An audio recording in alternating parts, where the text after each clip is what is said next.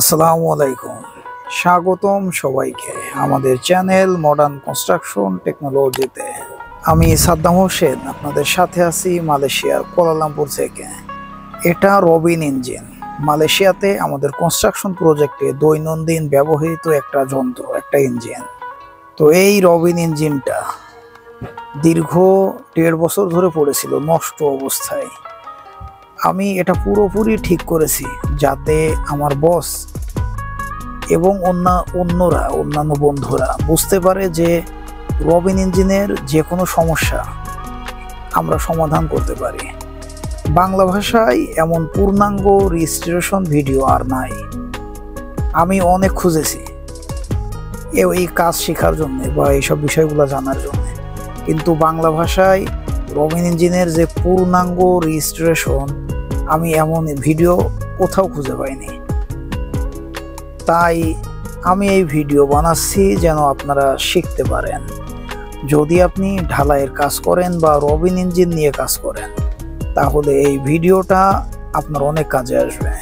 তো বন্ধুরা, আমাদের টার্গেট ঠিক করার যে টার্গেট মেশিনটা হচ্ছে এটা, আর কিছু নাট যেগুলো নাই সেটা আমরা নেবো কোথা থেকে? এই মেশিনটা থেকে। কারণ এই মেশিনটা বয়স হওয়ার কারণে অলরেডি তার যে বডি, মেন বডি ফেটে গেছে। তো এই বডি থেকে ফাটা বডির মেশিন, ফাটা বডি যে নষ্ট মেশিন, সেই মেশিনটা থেকে প্রয়োজনীয় যে পার্টসগুলো আমাদের লাগবে সেইগুলা এই মেশিনটা, আমাদের যে টার্গেট মেশিন, এই মেশিনটায় সংযোজন করব। আর কিছু মেটেরিয়াল যেগুলা প্রয়োজন পার্টস সেগুলা আমরা লাজাটা থেকে নিয়ে আসবো। অলরেডি আমি অনেক কিছুর অর্ডার দিয়ে রাখি সব সময়, যেহেতু মেশিনের কাজ করা হয়। তো আপনারা আমার সাথে থাকেন, আশা করি আপনাদের আজকের ভিডিও থেকে অনেক কিছু শিখতে পারবেন, আপনাদের অনেক উপকারে আসবে।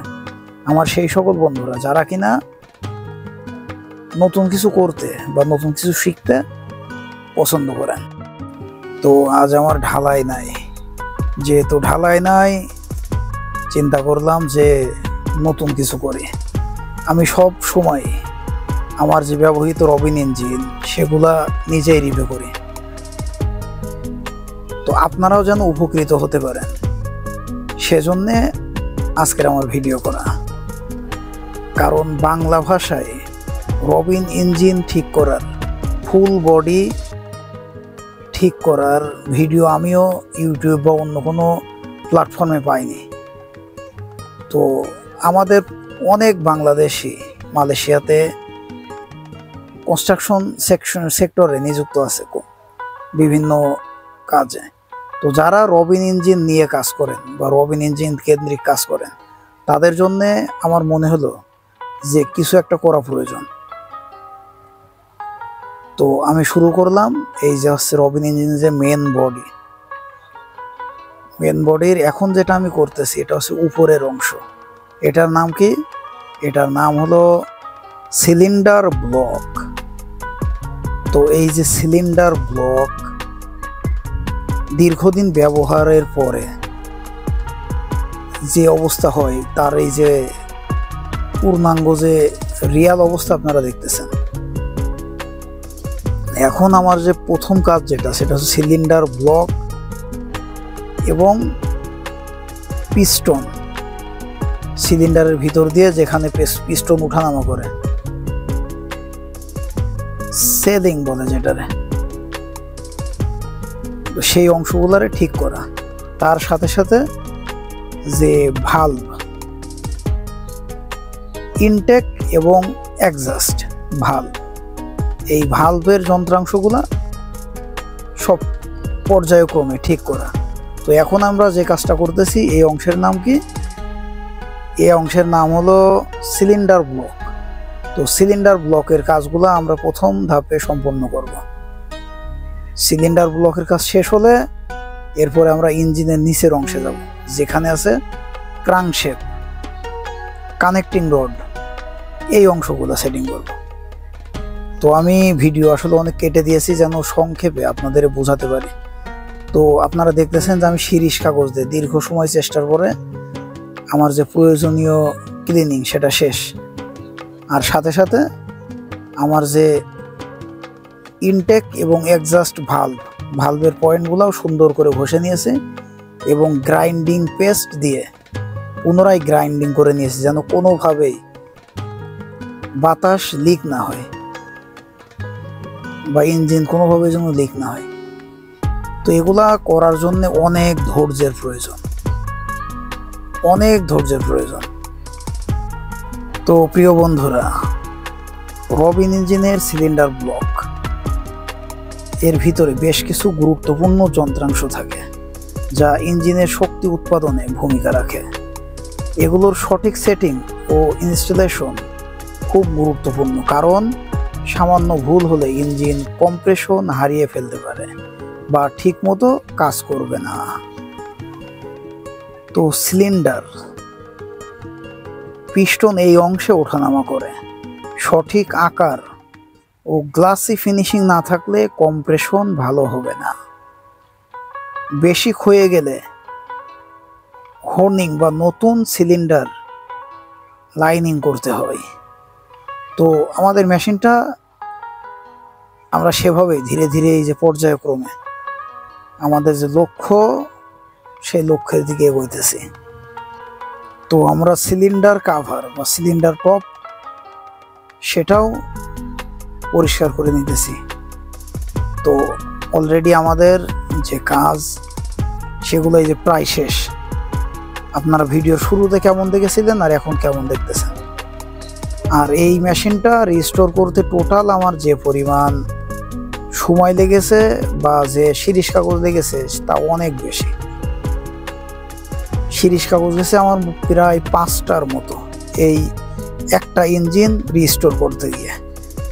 তো আমাদের যে উপরের যে কাজ সেটা মোটামুটি শেষ, আরো কিছু আছে ভালভের কাজ। তো কিছুক্ষণ পরে আমরা ভালভ ধরব। তো আমাদের যে টার্গেট ইনটেক এবং এক্সস্ট দুইটা ভালভ। ইনটেক ভালভের কাজ কি? বাতাস এবং পেট্রোলে একটা কন্ট্রোলিং বা একটা নিয়ন্ত্রিত অবস্থায় ভিতরে প্রবেশ করানো, এবং পিস্টন সেটারে ধাক্কিয়ে যখন প্রেসার বা পাওয়ার তৈরি করবে তখন সেই শক্তিটারে ক্রাঙ্কশ্যাফটের মাধ্যমে রূপান্তর করা। তারপরে কি? তারপর পরবর্তী ঘূর্ণায়নে আবার সেই ধোঁয়াগুলারেই এক্সস্ট ভালভ সাইলেন্সারের মাধ্যমে বাইরে বার করে দেবে। এটা হচ্ছে এই মেশিনের ইঞ্জিনিয়ারিং। তো চলুন আমরা পরবর্তী ধাপে এগোতে থাকি। তো ভালভ লাগানোর আগে আমরা ক্রাঙ্কশ্যাফটটা লাগিয়ে নেব। আর ক্রাঙ্কশ্যাফটের যে পয়েন্ট সেটা গুরুত্বপূর্ণ। তো আপনাদের আমি এই যে পয়েন্টটা দেখাইতেছি, দেখছেন 2টা ফুটো আছে, ওর মাঝখানে ক্রাঙ্কশ্যাফটের যেই পয়েন্টটা থাকবে সেখানে একটা ফুটো আছে, একটা মার্ক করা। তো এই মার্করে মনে রাখতে হবে, তা না হোক যদি একটা মার্কও এদিক ওদিক হয় তো আপনার মেশিন কোনোভাবেই ভালোভাবে রানিং করা সম্ভব না। আর যদি কয়েকটা পয়েন্ট দূরে সরে যায় তাহলে তো আর অসম্ভব, মেশিন কখনোই রানিং হবে না বা আপনার অনেক বেশি ক্ষতি হয়ে যেতে পারে মেশিনের। তো আমাদের যে ভালভের যে নিচের অংশ, ইঞ্জিনের ভিতরের অংশ, সেটা আগে আমরা লাগিয়ে নিই। তো এক্ষেত্রে বলে রাখা ভালো যে 2টা অংশই কিন্তু সেম ডিজাইনের, ভিতরের অংশটা, কিন্তু বাইরের 2টা অংশ ভালভের সেটা হচ্ছে আলাদা, 2টার আকারও ভিন্ন। তো আমরা যে ক্রাঙ্কশ্যাফট সেটা অলরেডি ইনস্টল করে ফেলেছি, পিস্টন ইনস্টল করে ফেলেছি। এখন আমরা সামনের দিকে এগোতে থাকি। তো এখন একটু আগে আমরা যে সেটিংটা করলাম ওটার বলে টাইমিং সেটিং, আমি বলতে ভুলে গেছিলাম। তো ওই টাইমিং সেটিং যেটা, ওই যে 3টা পয়েন্ট আছে, 2টা পয়েন্ট এবং তার মাঝখানে ক্রাঙ্কশ্যাফটের একটা পয়েন্ট। তো এই টাইমিং সেটিংয়ে যদি গন্ডগোল হয় তো ইঞ্জিন স্টার্ট নেবে না এবং সহজে গরম হয়ে যাবে। যদি স্টার্ট নেয় তাও গরম হয়ে যাবে এবং এই মেশিনটা দীর্ঘদিন চলবে না, কয়েকদিন পরে নতুন নতুন ডিস্টার্ব দিবে এবং বন্ধ হয়ে যাবে। তো মেশিনের এই ক্রাঙ্কশ্যাফটের টাইমিং যখন ঠিক হবে তখন অটোমেটিকভাবে আপনার যে ইনটেক এবং এক্সস্ট ভালভ সেগুলোর টাইমিংও ঠিক হয়ে যাবে। তো এই যন্ত্রের নাম হচ্ছে ক্রাঙ্কশ্যাফট পাশেরটার নাম হচ্ছে ক্যামশেফট।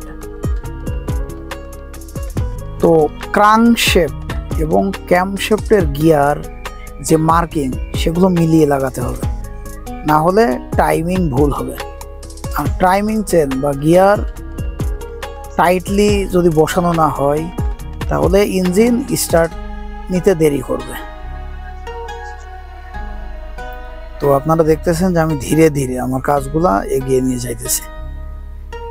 তো এই যে অংশটা এখন আমি যেটা করতেছি এটারে কি বলে, ফ্লাই হুইল। তো এই ফ্লাই হুইলটাও আমি পরিষ্কার করে নিতেছি, কারণ এখানে একটা গুরুত্বপূর্ণ যন্ত্র আছে যেটার নাম হচ্ছে ইগনিশন কয়েল। তো এই ইগনিশন কয়েলটা হচ্ছে স্পার্ক প্লাগের মাধ্যমে চার্জ ইঞ্জিনে পৌঁছায়। আপনারা জানেন অনেকে যে রবিন ইঞ্জিন বা পেট্রোলের ইঞ্জিন কিন্তু প্রেসারের কারণে আগুন ধরে না। এটা আগুন লাগানোর জন্য বা এই যে ফায়ার করার জন্য আমরা ইগনিশন কয়েলের মাধ্যমে স্পার্ক প্লাগ এবং ইগনিশন কয়েলের সমন্বয়ে একটা স্পার্ক তৈরি করা হয়, অগ্নি সংযোগ তৈরি করা হয়, যেটার মাধ্যমে এর জ্বালানি ফায়ার করে। তো এই মুহূর্তে আমি আমার যে ভালভগুলা সঠিকভাবে বসেছে কিনা বা এর ক্লিয়ারেন্স ঠিক আছে কিনা সেটা চেক করতেছি। এটা অনেক গুরুত্বপূর্ণ। তো বন্ধুরা, এখন আমি ভিডিওতে আপনাদের দেখানোর চেষ্টা করব যে রবিন ইঞ্জিনের ভালভ সেটিং করার গুরুত্বপূর্ণ পদ্ধতি।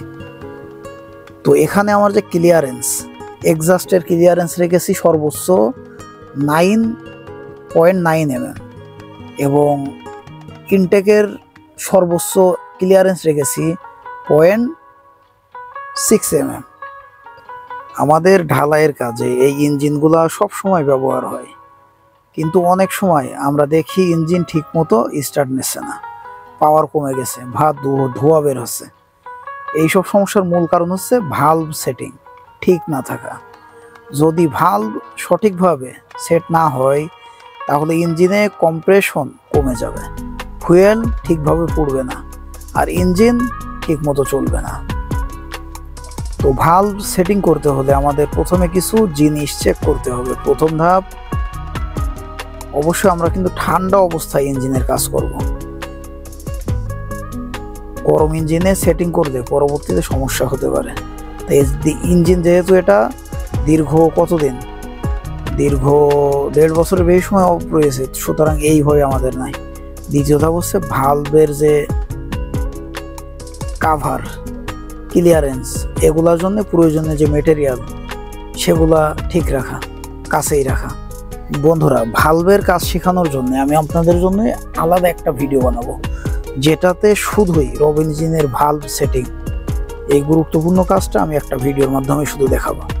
তো এখানে দেখতেছেন দীর্ঘদিন চলার কারণে এই ভালভ গরম থাকতে এভাবে চলতে গরম অবস্থায় এটা লম্বা হয়ে গেছে বা এর ক্লিয়ারেন্স সঠিকভাবে নাই।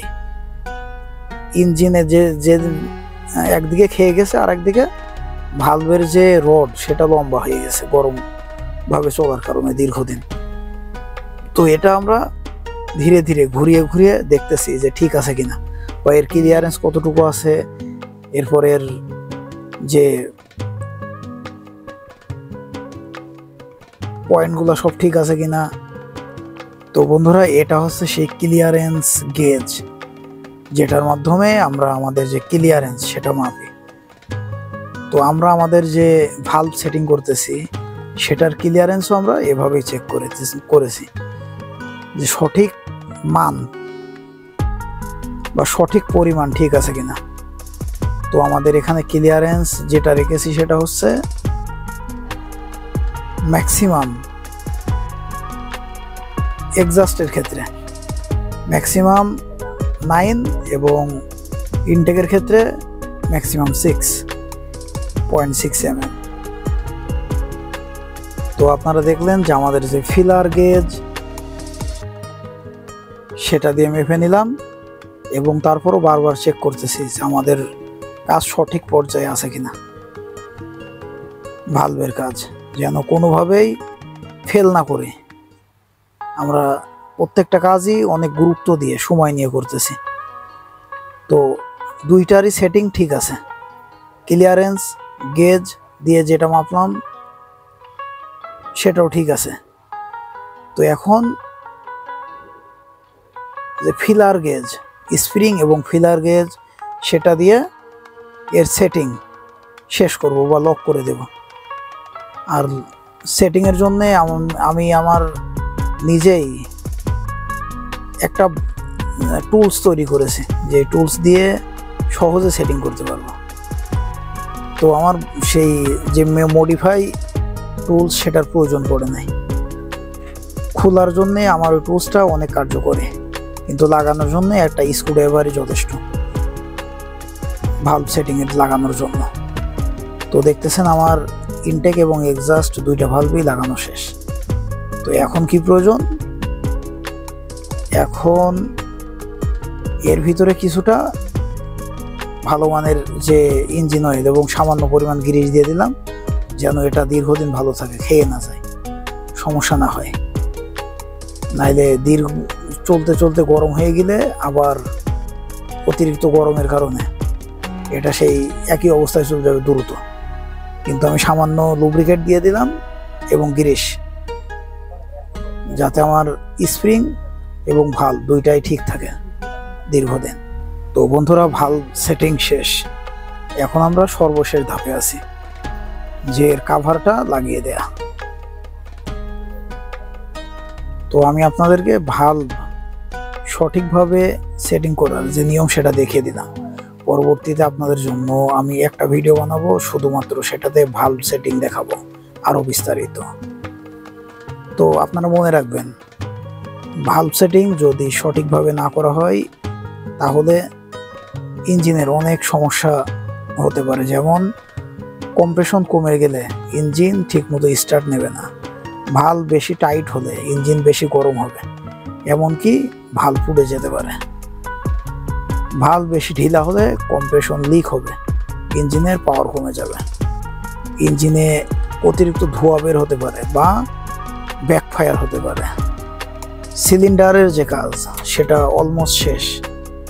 এখন আমরা হেড গ্যাসকেট, সেটাতে সিলিকন গ্যাসকেট মেকার লাগিয়ে দিতেছি, যেন এই মেশিনটা দীর্ঘদিন ভালো থাকে। তো গ্যাসকেট মেকার লাগানোর পরে আমরা এর যে হেড কাভার সেটা লাগিয়ে দেব। কারণ আলহামদুলিল্লাহ আমাদের যে কাজ সিলিন্ডারে সেটা আমরা সুন্দরভাবে করতে পেরেছি।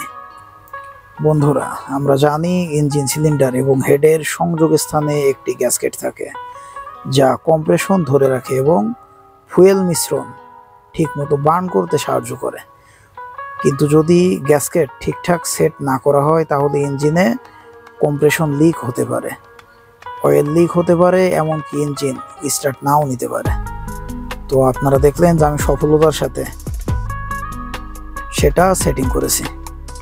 এখন আমাদের যেটা প্রয়োজন সেটা হচ্ছে ignition coil, flywheel ignition coil. বন্ধুরা, এখন যে অংশের কাজ আমরা করতেছি এটাই হলো সেই ফ্লাইহুইল ও ইগনিশন কয়েল। তো ফ্লাইহুইল ও ইগনিশন কয়েল কি এবং কেন গুরুত্বপূর্ণ, আজকের ভিডিওতে আমরা দেখব কিভাবে রবিন ইঞ্জিনের ফ্লাইহুইল এবং ইগনিশন কয়েল সেট আপ করতে হয় এবং কিভাবে সঠিকভাবে ইনস্টল করলে ইঞ্জিন দ্রুত স্টার্ট নেবে ও ভালো পারফরমেন্স দেবে। তো প্রথমে চলুন আমরা জানি ফ্লাইহুইল কি। ইঞ্জিনের RPM, revolution per minute, stable রাখে, ক্রাঙ্কশ্যাফটের মুভমেন্ট স্মুথ করে যেন কম্পন কম হয়, ম্যাগনেটিক ফোর্স তৈরি করে, ইগনিশন কয়েলের শক্তি সরবরাহ করে।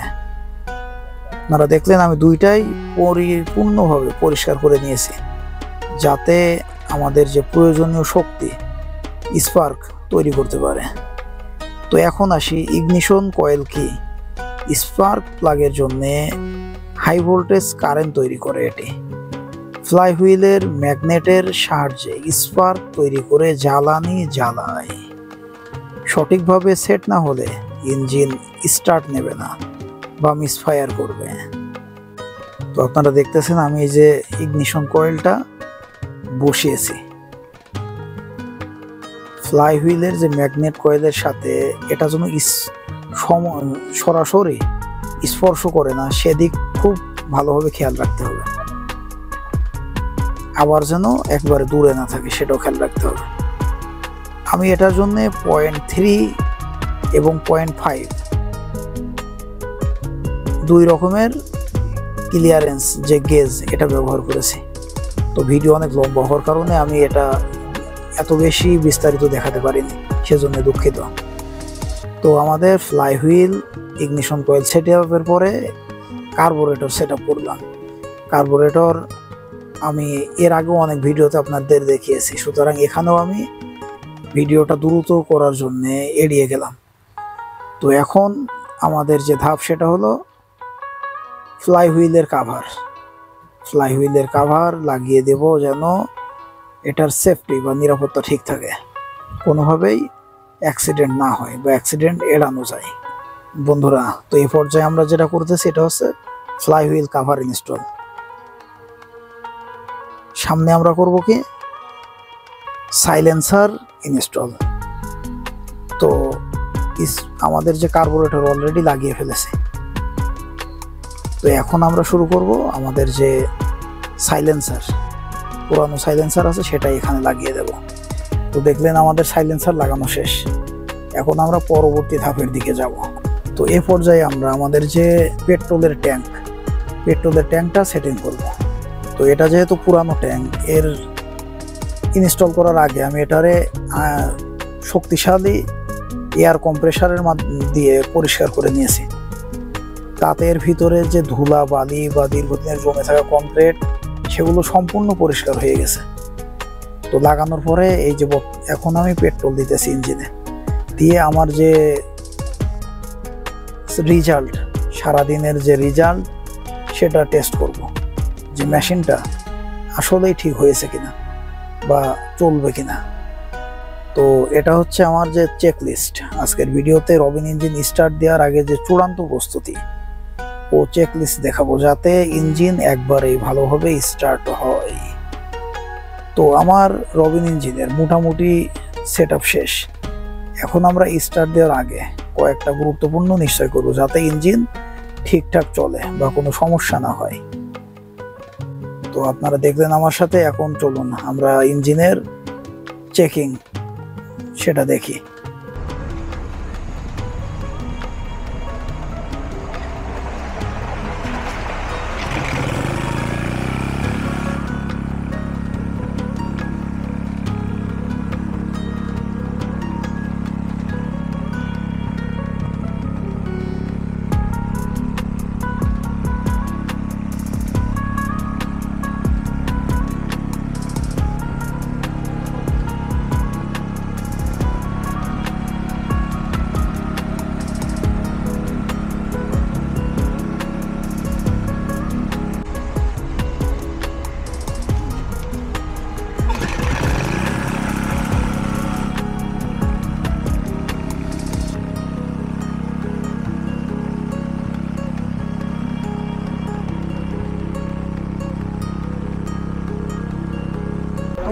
তো বন্ধুরা দেখুন, ইঞ্জিন সুন্দরভাবে স্টার্ট নিয়েছে, আরপিএম ঠিক আছে, কোনো অস্বাভাবিক শব্দ নেই। এর মানে আমরা সব কিছু ঠিকঠাকভাবে সেট করেছি আলহামদুলিল্লাহ। আর এই হচ্ছে সেই মেশিনগুলা যেটা থেকে অনেক যন্ত্রাংশ আমরা নিয়েছি। এটা হচ্ছে সেই ফাটা মেশিন, যেটা বয়সের কারণে ইঞ্জিন ফেটে গেছে। আর এখানে আরও কিছু ইঞ্জিন আছে যেগুলো আমরা পরবর্তীতে ঠিক করব, সময়ের অভাবে এগুলা ঠিক করতে পারতেছি না। তো এই যে আমার বস মাসুদ রানা, আমি যার কাজ করি, তিনি আমারে 2টা নতুন ইঞ্জিনের ফ্রেম দিয়ে গেছিল। তার ভিতরে একটা অলরেডি এর আগেই কাজে লাগিয়েছে, আর একটা আপনাদের আজকের ভিডিওতে লাগিয়ে দেখাবো। তো এই হচ্ছে আমার রবিন ইঞ্জিনের যে ফ্রেম, নতুন ফ্রেম। এগুলা দীর্ঘদিন থাকার কারণে মরিচা পড়ে জমে গেছে, সহজে খুলতেছে না। তো এর জন্য আমি এই যে WD-40 যেটা স্প্রে করে দিলাম যেন মরিচাগুলো নষ্ট হয়ে যায় এবং সহজে খুলতে পারি। তো বন্ধুরা, ইঞ্জিন সুন্দরভাবে স্টার্ট নিয়েছে। এখন আমরা মেশিনের ফ্রেম সেট আপ করবো যাতে এটি নিরাপদভাবে বসানো যায় এবং কম্পনের কারণে কোনো সমস্যা না হয়। তো বন্ধুরা, এখন আমি আমাদের যে রবিন ইঞ্জিনের পকার ভাইব্রেটর ঘোরানোর জন্য যে অংশ হাউজিং এর ভিতরে থাকে সেটাকে বলা হয় ক্লাস অ্যাসেম্বলি বা সেন্ট্রিফিউগাল ক্লাস। তো এই যে সেন্ট্রিফিউগাল ক্লাস এটারে এখন আমি লাগিয়ে দেব, তারপরে হাউজিং লাগিয়ে দেব। হাউজিং লাগিয়ে আমরা আমাদের যে ফাইনাল টেস্ট, ফাইনাল পরীক্ষা সেটা দেখব যে ফাইটার আসলে ঠিকঠাকভাবে ঘুরতেছে কিনা, বা আমাদের যে সার্ভিসিং রবিন ইঞ্জিনের ফুল বডি রিস্টোরেশন সেটা সফলভাবে করতে পেরেছে কিনা। তো রবিন ইঞ্জিনের ফ্রেম লাগানোর পরে আমরা আরো একবার টেস্ট করে দেখি।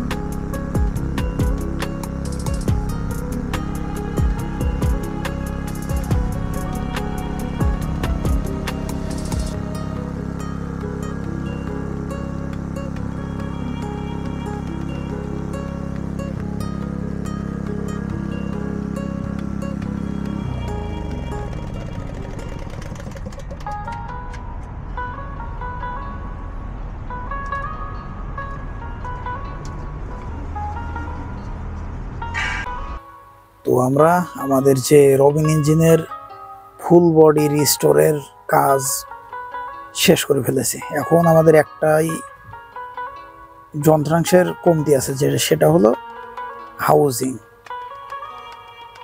তো এই যে হাউজিং আমরা এইমাত্র অর্ডার দেব হচ্ছে লাজাডাতে অর্ডার দিলে 4 দিন পরে আমরা হাতে পাবো। তো বাকি অংশটা আমার 4 দিন পরে শ্যুট করা। তো এই ভিডিওটা আমার প্রায় 1 সপ্তাহের মতো অপেক্ষা করে বানানো লেগেছে আপনাদের জন্য, যেন আপনারা যারা কনস্ট্রাকশন প্রজেক্টে কাজ করেন তারা বাংলা ভাষার ভিডিও কোথাও পাবেন না, যেন আপনারা সহজে আপনাদের মেশিন ঠিক করতে পারেন। সেজন্য আমার এই প্রচেষ্টা। তো অর্ডারের 4 দিন পরে আমাদের হাউজিং চলে এসেছে। আর হাউজিং এর নিচে যে অংশ আছে সেটার কি বললাম, ক্লাস অ্যাসেম্বলি বা সেন্ট্রিফিউগাল ক্লাস। তো এই ইঞ্জিনের ক্রামশেপ যখন ঘুরতে শুরু করে তখন সেন্ট্রিফিউগাল ক্লাস নির্দিষ্ট আরপিএম গতি পার হলে অটোমেটিকলি এনগেজ হয়ে ভাইব্রেটর চালু করে। ইঞ্জিনের আরপিএম কম হলে ক্লাস ডিসএনগেজ হয়ে যায়, ফলে ভাইব্রেশন বন্ধ হয়ে যায়। এটি মূলত স্প্রিং লোডেড শু সিস্টেম ব্যবহার করে, যা ইঞ্জিনের গতির সাথে সাথে নিজে থেকে সংযোগ তৈরি করে এবং বিচ্ছিন্ন হয়। তো আমরা রবিন ইঞ্জিনের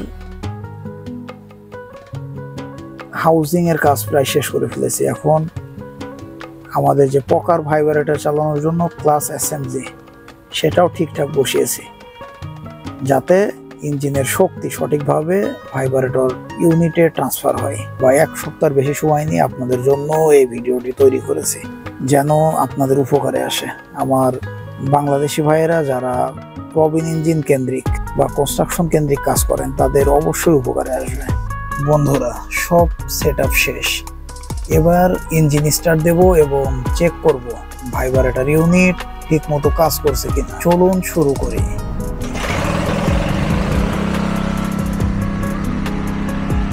আর আপনারা এই যে হাউজিং এর কন্ডিশনটাও দেখতে পাচ্ছেন যে কোনো গ্যাপ নাই, একেবারে সমান সমান।